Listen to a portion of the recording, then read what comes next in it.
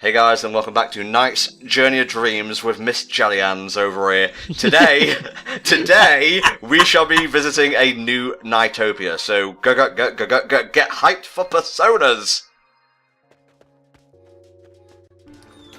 Now, this basically follows exactly the same unlock process as Will's does. So we get Dolphin, then Rocket, then Dragon.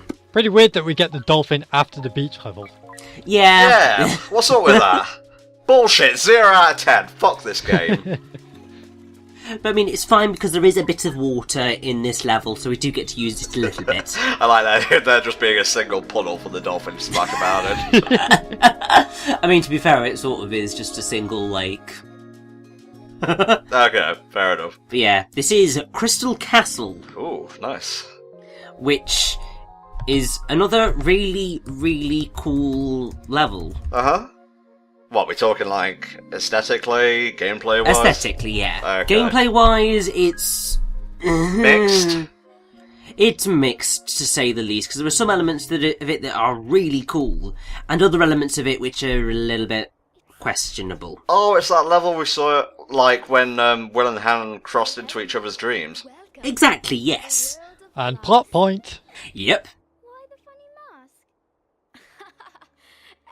Yeah, ignore the mask, it means nothing. Very bad writing there. Mm-hmm. I think that everything in a world made of glass would be very fragile. In all honesty, I'm not really too fond of this level, but I will say its music, especially during this first bit, always makes me think of like loads of JRPGs, especially Tales of Symphonia. Mm-hmm. It feels like the song's been directly ripped from it. Would be surprised if the director of Tales would be in the credits or something. I don't think that's quite true. I mean, the person who does the music for the Tales of series is Motoi Sakuraba. Ah. Don't think he had anything to do with Tales of... to do with Nights. It was a joke, Richie, in all fairness. I know. But I can certainly see the resemblance, yeah. Or hear the resemblance. Yeah, because it does sort of sound like one of the villages in a Tales of game. Oh, you play Tales as well, Rich? Of course I do. I mean, not as much as some others probably will do, because, I mean, Europe kind of got shafted with a lot of Tales of stuff, because they just don't seem to care about us. I guess. It is kind of, like, odd for me to be in an all-Brit commentary, because I'm usually at least with one American, which is fine, I don't really have a preference either way, but it just reminds me of, like, oh right, I'm English from time to time. Again, it's just so funny that it's all British comm in a game with British voice acting. It's, American voice actors trying to do British, I think you mean. It's still British voice acting. Yeah, I gotta agree, like, visually, this level is dope. So far, Journey of Dreams is winning me over with its aesthetic design. Oh yes, I hope it's also winning you over with its music as well. I need to listen to it in, like, off time without me talking over it, but it's pretty good so far. Well, make sure you do that, because, I mean, we're coming up to some really wonderful tracks. We're talking about some jams here, Rich. We are indeed talking about some jams. Okie doke. I mean, yeah, I do really like this song. Because there's just something quite magical about it. I mean, that's kind of the point. Because it's a fantastical crystal castle of glass. Yeah. And, I mean, it's based on a soft museum, a little bit from Nights into Dreams. And I think there's also a bit of Frosty Bell about it because of the crystals. I suppose. Remind me what the museum level was about, because I can't picture it for the life of me. Everything was made of rubber, wasn't it? You kept bouncing off everything. Yeah, kept bouncing about, and there was sort of labyrinthine bits. Well, No, I can't picture it at all. I guess I'll have to go back and watch our playthrough of it. Yeah, I mean, it's fair enough. It's certainly not one of the most memorable levels in Into Dreams, and I had to look up the name of it, because I was just like, I know there's a level, but I can't remember the name of it. I love how we're going, like, inside and, like, around the castle and everything. It's really cool. And also, like, this is a really nifty idea. It's quite gimmicky, because obviously you're looking in a mirror to see where the rings are, but it is quite cool, and it does work quite effectively. It's just making me think of Amy's Twinkle Park level in Oh my god, yeah, you're right. Much better music, though. This stuff doesn't make me want to kill myself out of fear. Yeah, that was really creepy. For no reason. There's no reason for it to be that creepy. And I'm just sitting here thinking, I've never played Sonic Adventure 1. Blasphemy. I'm sorry, I kind of only really got into Sonic with Sonic Adventure 2. I'm sorry, I don't care? Whoa! Whoa, what's going on? Yeah, so there's these little prisms which can change Knights' how Knights is. Essentially, that one splits Knights into 5 little Knightses, which means that you can basically get more rings if, you don't lose the little Knightses along the way. Oh my god, the plural of knights is knights. Yeah. Mega Knights! Whoa, what the fuck? This level's amazing. Yep. So, big knights can smash through things, and it's just quite cool. So far, I'm not seeing the downside to gimmicks and whatnot, mate. I mean, it's not bad gimmicks. I think it's just that there's very little actual function to them, and if you don't get the thing, then the levels can become a little bit more frustrating. Oh, even the key gets massive. That's kind of funky. Is that dream magic or lazy programming? You decide. Here's a little personal tidbit for you all. You see how, like, stuff is made of glass around here? This is kind of really childish. But, you know the football team Crystal Palace, right? Yes. When I was a kid, I thought that meant a place that was actually made of crystal, like a literal Crystal Palace. I mean, to be fair, it's an easy mistake to make, and probably one that is arguably a hell of a lot cooler than a football team. No disrespect to the football watchers out there in our audience. Yeah, also, this boss. Screw this boss, screw this boss, screw this boss. Uh-huh. So, this is Bomamba. And yeah, she is essentially entirely luck-based. So, you can understand, I had so much frustration trying to take her down. Alright, rattle off them tips, mate. So, essentially what she does is she drops her cats onto this table, and you've got to get them into the holes. Oh my god, it's a minigame, boss. Yep. And this is essentially it. This is the boss fight. But once the cats have gotten to a certain point, obviously they can't go in the hold anymore, so you've got to fly all the way around to try and bring them back down.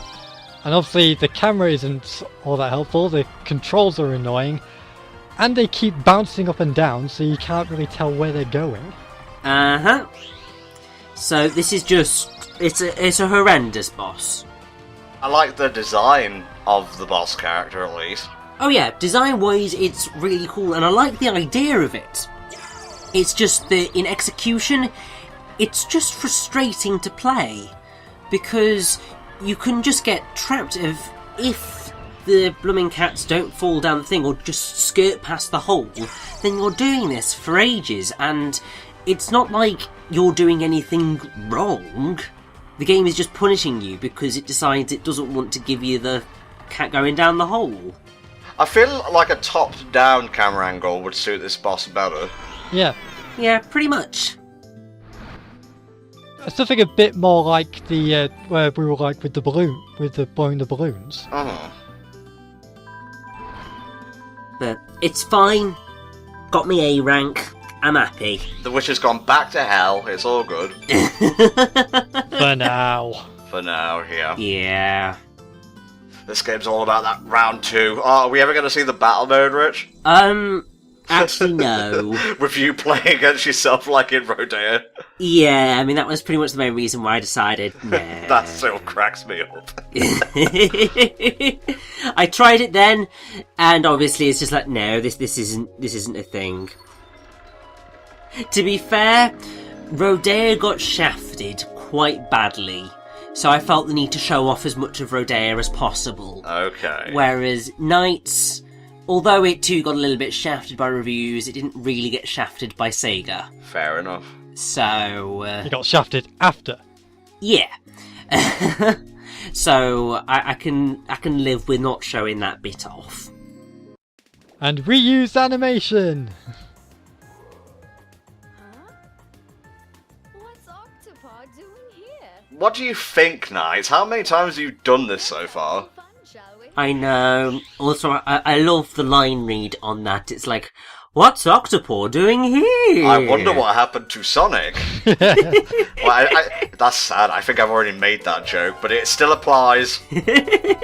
And yes, Tom, you have already made that joke. Uh-huh. You can always count on me to reuse something good and turn it into something bad. I love the Mini Knights. They are stupidly cute. So is this it for the rest of the part? Just going after Octopod? I think so, yes.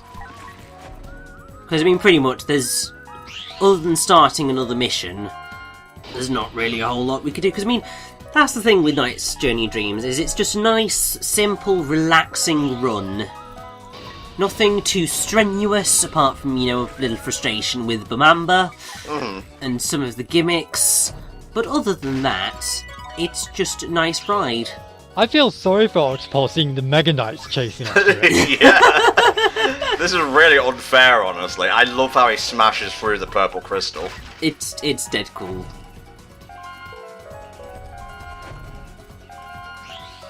You know, something I should bring up is that, like, obviously, deep down I know that NiGHTS is I love Journey of Dreams, and I always will.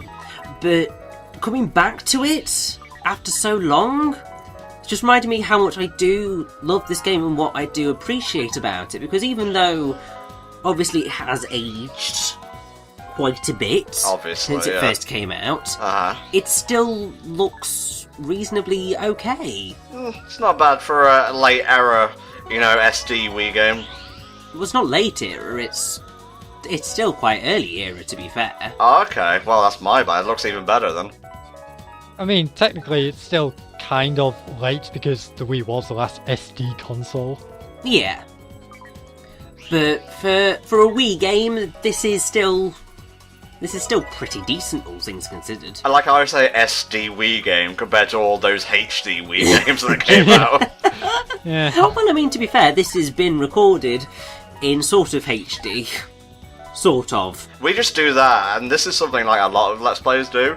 They put up SD games in HD just to bypass YouTube's, like, compression codec. And also, I mean, it does make the games look better. Yeah. And to be fair, most recording equipment does allow this. I mean, something that I've noticed over the course of recording using the hoppage is that even though you can have the Wii set to 16:9, Yeah. when it records, it's still 4:3. So that's how I've gotten it stretched out, without it looking stretched out, because the actual recording is 16:9. Nice. But what came out of my hoppage was 4:3. Oh, the hoppage. That takes me back. I mean, it might not quite be correct in terms of that aspect ratio, but that's essentially what happened, and it's worked for me ever since. Tom, just be thankful it's not a dazzle. Oh my god. Oh, I could tell you a tale or two about trying to get the dazzle to work, but I don't think we've got enough time for me to do that kind of spiel, so let's take out Octopod. Here we go, we're going to get our rank, and now it's time for me to segue into our goodbyes. So we'll see you next time for another installment of NiGHTS Journey of Dreams. Goodbye for now.